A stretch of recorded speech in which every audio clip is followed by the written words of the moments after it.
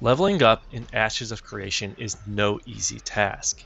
In today's video, I'm going to be highlighting a handful of tips and tricks on how you can progress your character and grow and gain those levels a little bit easier and faster. For many of us, we may have already picked up a handful of levels through some of the initial quests, but those only get us so far in the early access.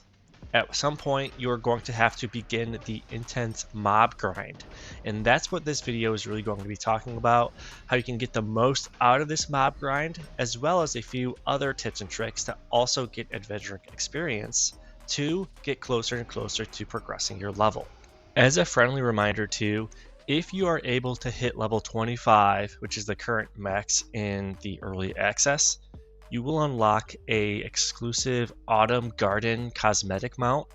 This is what it looks like on the screen right now, but again, you have to hit level 25 in early access to actually get this mount. And you'll be able to use this mount come the official launch of the game.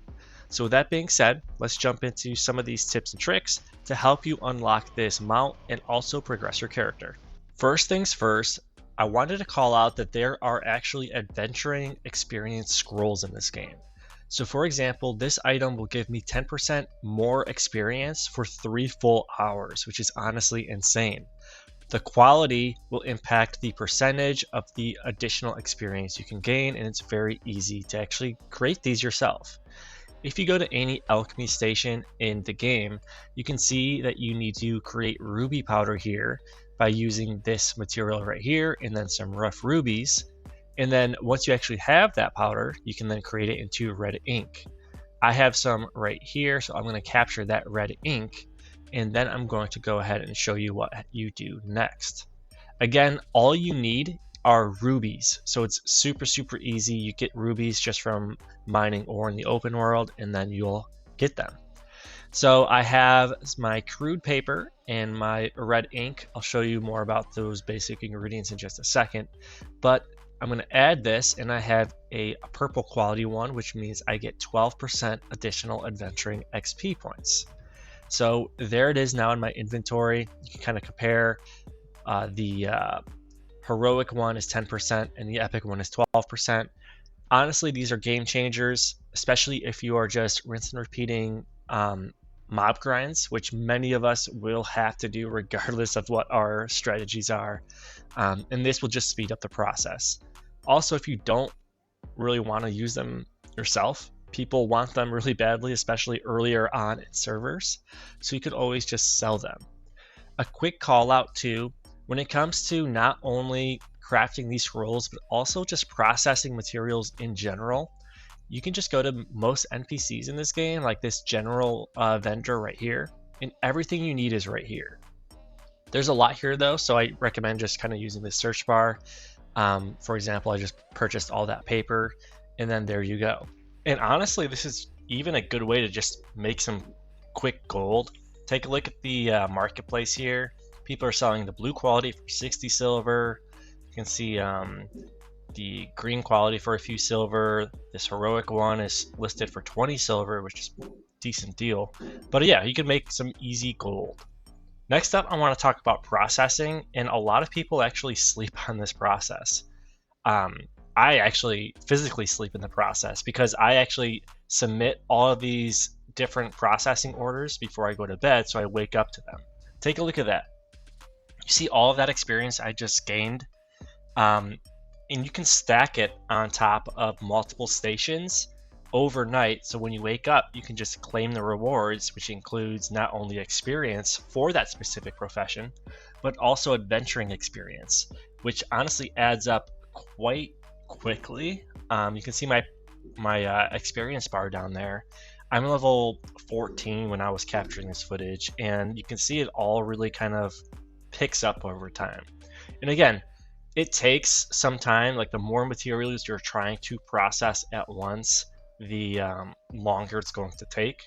But if you do it right before bed, then you can just wake up to a bunch of processed materials and a handful of experience. Sometimes a lot of this processed goods are just kind of not really used everywhere, so you can just sell it just to regain some gold back too. because there is processing fees associated with processing, so it might cost a little bit of money. However, you can make some of it back by either selling some of the processed goods or even selling some of the processed goods on the marketplace. So let's go ahead and pick this one up too and take a look at this. Let's see how much I actually get. I'll scroll over to this tab to take a closer look, but 11,000 stonemason experience and 16.6k experience. This is all adding up, and honestly, it's a game changer. I mean, I do highly recommend that before you go to bed, go ahead and do like a gathering loop or two, throw it all in these different processing stations, and then you can wake up to a nice surprise of not only some processed goods, but also a ton of experience that just builds up quite a bit over time. And you will definitely see the impact this has, especially on the earlier on levels. If you really want to get the most out of both of these methods, you can actually combine them as well. And I'll just show you a quick preview of this. So let's say I am crafting one heroic copper fragment. The overall experience that I gain from it equals to right around 320. Now, if I actually pop one of these adventurer scrolls before I do the processing, I'm going to show you kind of a comparison of the amount of adventuring experience you gain from doing the same exact thing simply by doing the scroll though. So let's go ahead and proc this one. I'll speed this up a little bit, and then there we go. Let's claim it and then take a look. There we go, 336 experience. So if you're going to do this and you have XP scrolls, it might actually even be worth popping the scroll and then processing everything for even more experience. Friendly reminder too, if you've enjoyed the video so far, consider hitting that like and subscribe button. Okay, now let's jump into some more tips. Next up, I want to talk about just overall damage output to make the overall grinding process even faster. You can see that my physical power right there is around 96. And if I go to my inventory, I'm going to show you that there's actually certain foods that can boost certain attributes. For example, I'm going to consume this one and it boosts my physical power. Now what we're going to do is open my bio info again and compare and contrast what my current power is after I've actually consumed the food. So now we see it's at 100, which means my physical power did indeed increase after consuming the food. Now imagine if my entire group consumes food to boost overall damage output and how much faster we'll be grinding through mobs with that additional power. Of course, you can upgrade overall gear and things like that as well, but keep in mind that simply just by popping certain consumables, you could boost overall damage output, thus making the overall mob grind a little bit faster, which also means more experience at a quicker rate. So keep that in mind as well, and stay on the lookout for certain foods that will impact attributes that your class actually uses. Another quick tip, just because you have to stop playing doesn't mean you have to stop getting experience. You can basically go AFK fishing in this game to just passively collect fish, just like I'm doing right now, without clicking a button. So I can set up this fishing, step away from my computer, and I'll not only get fish, but also adventuring experience, which will help me progress my level. This is great if you have to step away for a little bit. Just try to make sure you have some space in your inventory to actually hold the fish so you get more out of this overall process. If you're new to the game too, you can click K, go to this skill book option, and then scroll down to fishing, and then you can click and drag that little fishing icon to your hotbar, and then all you have to do is click it when you're next to a body of water, and then the fishing process starts. Again, this is the perfect thing to do if you have to step away for a bit, or just go and take a little bit of a break, because it is a good way to still get some stuff out of basically doing nothing. And the very last thing I did want to call out is the power of commission board quests.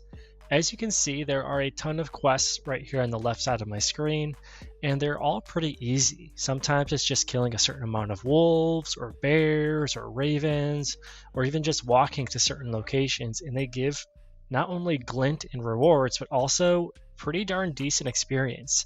Collectively, these 4 quests that I just completed gave me like almost 20,000 experience, which really adds up over time. Plus, most of these you can do completely solo, so you don't have to rely on another group.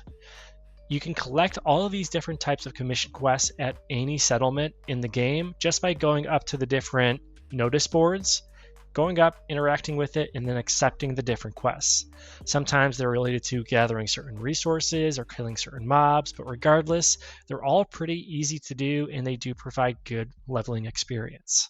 And that really covers it. Again, this is a bit of a beginner's guide when it comes to just how you can get experience in Ashes of Creation and how you can kind of pile together all of the different methods to kind of work together to help you progress that experience bar even faster and ultimately hit level 25 in Ashes of Creation. Thanks again for watching and stay tuned for some more Ashes of Creation content coming soon.